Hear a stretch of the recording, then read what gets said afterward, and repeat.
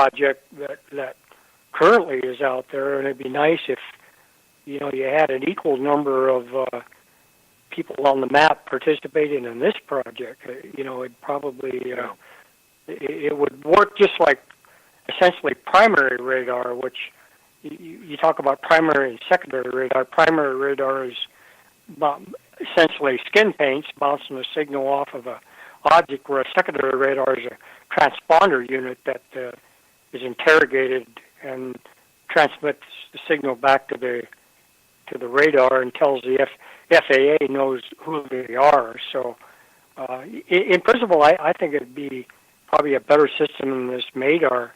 But I don't know. I know last time I talked, Peter, you had some scientists that had quite a bit of interest in it. Maybe you could talk about that. I think you told me he was an electronics engineer or mechanical engineer, I believe. What you said. So, who was chief engineer for my project? Are you talking about? I missed part of what you said. Yeah, he's a friend of mine. He actually lives in Montana. He's in Proctor, Montana, just on the west side of Flathead Lake. Oh, okay. And, I know where that is. Longtime good friend. He and I studied Russian together 50 years ago in Monterey. Wow.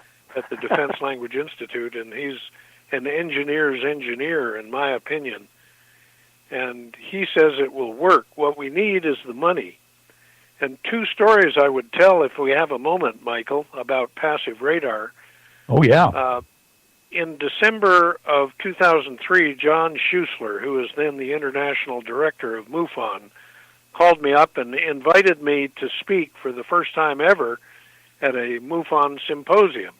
You and I, you'll probably remember, Michael, you and I met at such a symposium in Seattle in 1995, although I had a display table, but I didn't speak at that symposium. But yeah, John invited me to speak at the symposium in Denver in July of 2004, and I wanted to do something new. I was getting tired. I'd gotten tired of talking about eyewitness accounts of alleged UFO sightings.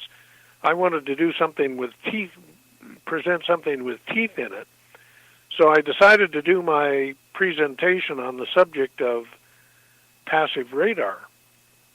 Well, I wrote my paper in the spring of 2004. I sent John a copy to be included in the published proceedings of that symposium.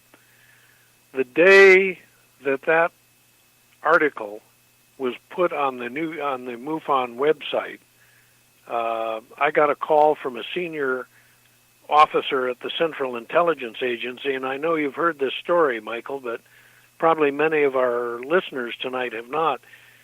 A senior officer at the CIA called me up, told me his name. I didn't recognize it, but he said, I'm pretty senior here in the CIA offices. To give you some idea of how senior I am, I'm the person who gives the president his daily 6:30 a.m.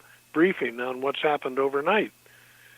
So he was a trusted and very responsible individual, and he said, Mr. Davenport, I am calling you because a retired colleague of mine just sent me a copy of the abstract of your article about using passive radar to detect UFOs. He said, I'm calling to congratulate you and to tell you that if you build the system that you describe in your paper, you will be successful in answering the question of whether the UFO phenomenon is real or not, whether UFOs are real or not. And he went on to describe that during the first 20 years of his career at the CIA were devoted to building passive radar systems for clandestine detection of targets, that is, undetected detection of targets. And it made my day, I'll tell you, to get such a call. But the other thing I'd like to add is the U.S. government had a passive radar system, and people can see it on the Internet if they just look up or do a search for the Naval Space Surveillance System. And that is the system that tracks all objects in orbit around the United States, or around the globe, I should say. And I cannot imagine, if UFOs are real, and I believe they are, I suspect Bill does, and I know you do, Michael, if they are real, if they're solid, tangible objects, then that naval space surveillance system must have been detecting them every day. That is my opinion. And I once called the headquarters and tried to talk to the commander of the naval space surveillance system. It was almost a laughable situation. It was a Keystone Cops operation. I didn't get very far up the chain of command.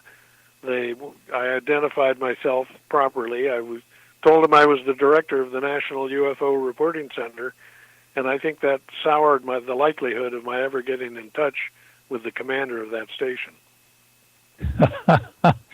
Oh, my goodness, Peter.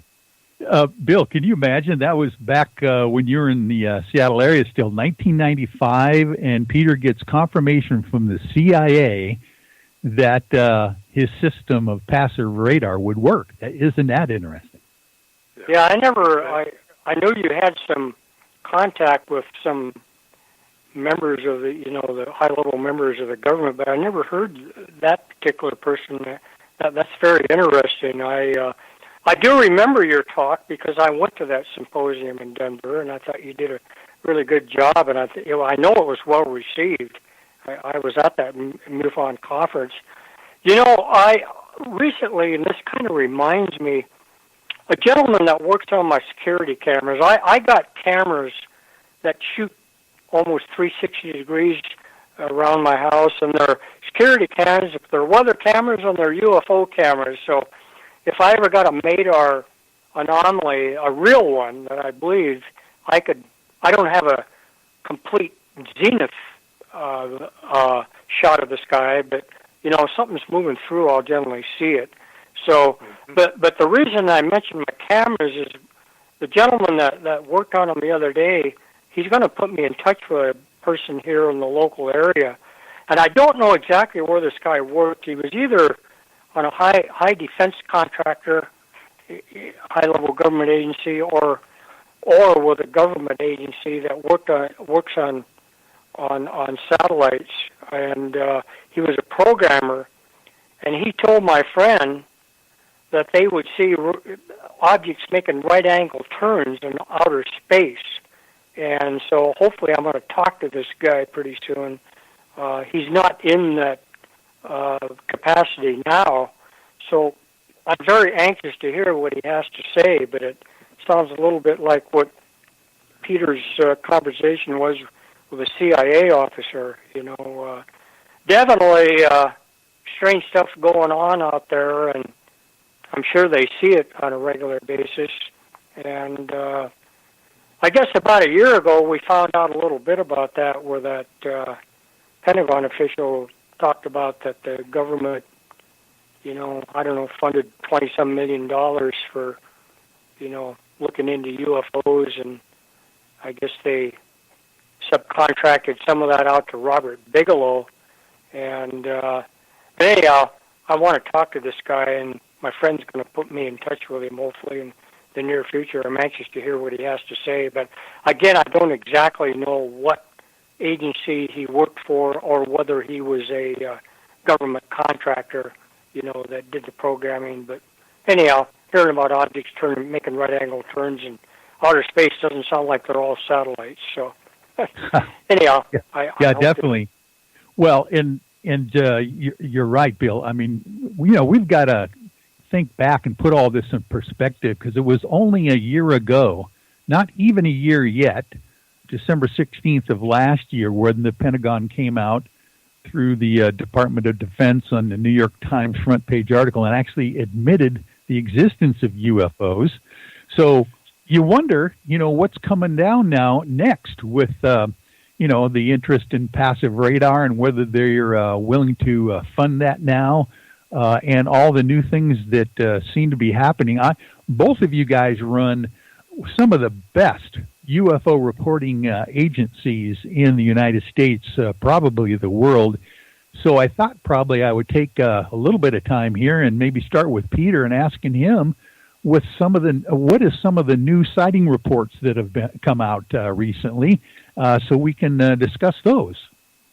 Well, I'm delighted by the question. I'm sitting here at my desk with a thick stack of recent sighting reports, and one I'd like to start with took place on the 26th of November. That's Monday of this past week, 5 days ago, in San Pedro, California. A gentleman who's a law enforcement officer, and he's rotor wing rated, so he works in helicopters in the San Pedro area, was driving on the ground. I don't know whether he was on duty, but he was driving in his vehicle.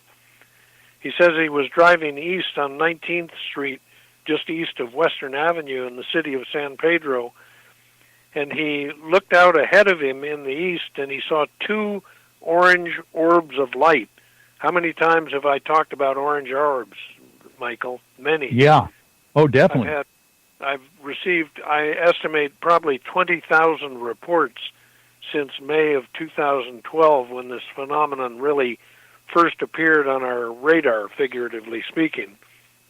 And this gentleman goes on to describe that as he was looking at these two lights in the eastern sky, three more streaked up to them and formed a chevron-shaped formation in the night sky. Very interesting report, in my estimation, and particularly given the gentleman's credentials as a law enforcement officer, and that probably makes him an excellent observer, certainly reliable. So that happened just 5 days ago. Yeah, exactly. And, that brings up the question about Bill Puckett and his abilities to trace the radar reports, or at least the tapes that you can get. Would something like that in the maybe the far night sky, Bill, be something that would leave some kind of symbols, or something you could trace on radar that you could actually come up with a report on your own to verify something like that? Well, first thing you need to know, and I'm sure Peter has that information, you need to know the location, the date and time, which is always the first information that I ask for, the UFO report. If you know that information, and then you need to look for the closest available radar site. I'm not exactly sure where San Pedro is. Is that in the San Francisco area, or is it? It's in the Los Angeles area, Bill. The San Pedro is the port of Los Angeles. Okay. Well, knowing that, the local airport there, Los Angeles International Airport, would have probably an ASR 9 or ASR 11 radar, which would go out to about 60, 65 nautical miles. You could request that data, and that radar makes a roughly 15 rotations per minute. Rotates a little less than 15, but roughly every 4.5 or 4.8 second, I'm not sure. And you could make that request for that data, and then, you could look for, if there was any skin paints of that object in that particular area. What I found with radar is, with the Federal Aviation Administration, you never know what you're going to get. Some local facilities will filter out angels, weather, ground targets, and they leave only real targets that are being tracked. I like to look at that data because it's a lot easier to pour through. If you get something close to the radar site with low, this is what I call approach radar. This is radar, at close range. If you don't have the filtering data, you really get a mess of returns, particularly if it's close to the radar. If it gets out 40, 50 nautical miles, then that's less of a situation. So and again, you never know what you're going to get. There's different formats. Some are easy to look at. Some are harder.